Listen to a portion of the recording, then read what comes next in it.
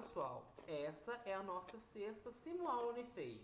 Hoje trataremos de um importante teorema, o da superposição. Vamos ver a motivação desse vídeo. O teorema da superposição em circuitos elétricos bilaterais, ou seja, de dois terminais, e lineares, nos diz respeito que podemos analisar os efeitos de mais de uma fonte de corrente ou tensão, analisando os efeitos de cada uma, depois formando esses efeitos algebricamente. Utilizaremos este recurso quando não for realizar conversão de fontes e, além disso, vamos evitar a resolução de sistemas lineares. Ou seja, no método nodal e no método de malhas, caímos em sistemas lineares, que podem ser transformados em matrizes. Em matrizes muito grandes, de grande dimensão, os cálculos ficarão muito grandes e trabalhosos. O método de posição é eficiente porque podemos calcular tensão e corrente em um único elemento do circuito de interesse. Vamos ver um circuito aqui para exemplificar isso. Vemos aqui uma fonte de corrente em série com resistor, logo a conversão não é possível. O mesmo ocorre com a fonte de tensão. Aqui ela está em paralelo com o resistor, esses dois aqui. Logo não é possível converter. Então vamos aplicar o método da superposição para sair deste problema. O objetivo aqui é obter o valor de corrente e tensão no resistor RL, no caso de 5 ohms. O primeiro passo, então, é desativar uma das fontes. Lembrando, como aqui temos apenas duas fontes, uma de corrente e outra de tensão, teremos dois passos, uma ativa e outra desativada, e o contrário depois. O número de superposições a ser feito vai depender do número de fontes independentes do circuito. Neste caso, ambas são independentes. O que é uma fonte independente? Que não depende dos parâmetros interiores do circuito. Vamos então ao primeiro passo.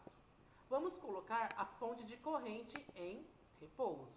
Veja, aqui ao tirar a fonte de corrente, colocá-la em repouso é colocar um circuito aberto. Em modelagem de circuitos, colocar um circuito aberto equivale a uma resistência infinita. Logo, não passará corrente aqui. Esse ramo pode ser descartado. Ou seja, o que nos resta é esse circuito inferior, cuja associação é paralela. Logo, todos esses resistores estão sujeitos à mesma diferença de potencial imposta pela fonte. Obviamente, nesse resistor, dividindo tensão por resistência, nós teremos 2,4 amperes e aqui 12 volts. Essa é a contribuição da fonte de tensão. Já que analisamos ela agora, vamos tirá-la do circuito, que será o nosso segundo passo. Tirar uma fonte de tensão do circuito é colocar um curto-circuito em seu lugar. Em modelagem de circuitos, é colocar um fio, ou seja, uma resistência nula. Mas observe, aqui temos uma fonte de corrente. Ela sempre vai optar um caminho de menor resistência. Logo, o caminho que ela vai escolher será este aqui, e fechando a malha. Logo, aqui nesse circuito não terá nenhuma influência da fonte de corrente. Vamos verificar isso verificando o amperímetro e o multímetro e o voltímetro. Aqui temos 0 amperes, não tendo corrente, não teremos tensão, logo 0 volts também. Veja, como eu tive duas fontes independentes, tivemos que fazer duas superposição. Ou seja, aqui a fonte de corrente não mudou em nada o que a fonte de tensão impôs aqui no circuito anterior. Analisando aqui agora as duas fontes juntas, vamos somar 2,4 da corrente mais 0 da fonte de corrente aqui de 2 amperes, o resultado será 2,4 amperes. O mesmo ocorre com a fonte de tensão. 12 imposta pela fonte de tensão e mais 0 será também 12 volts. Veja, uma análise incorreta quando a gente desativa a fonte de tensão vai nos levar a um valor errado. Então temos que analisar o circuito corretamente toda vez que tivermos um curto-circuito ou um circuito aberto. Então, para fazer uma observação, o teorema da superposição não é válido para o cálculo de potência, ou seja, porque ele não é linear, e sim quadrático. Podemos colocar em repouso apenas fontes independentes, ao caso que tratamos agora, ou seja, fontes que não dependem de fatores internos do circuito. Vamos notar aqui. Por que essas duas fontes são independentes? Essa aqui impõe uma tensão de 12 volts. Essa aqui de meio ampere. Ela não depende das resistências aqui dentro. Ela impõe esse valor e pronto. Obviamente, a tensão sobre a fonte de corrente e a corrente que sai da fonte de tensão vai depender do circuito onde ele está inserido. Porém, a fonte de tensão impõe 12 volts e a fonte de corrente impõe 500 mA. Então, ela não depende de nada do circuito. Por exemplo, uma variável aqui Ix, que vai determinar um valor aqui.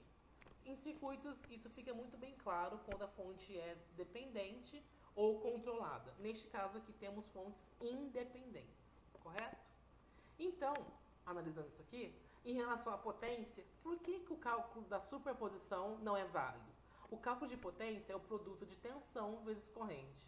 Só que essa fórmula pode ser reescrita como I ao quadrado vezes resistência ou tensão ao quadrado sobre resistência. A unidade disso é watt.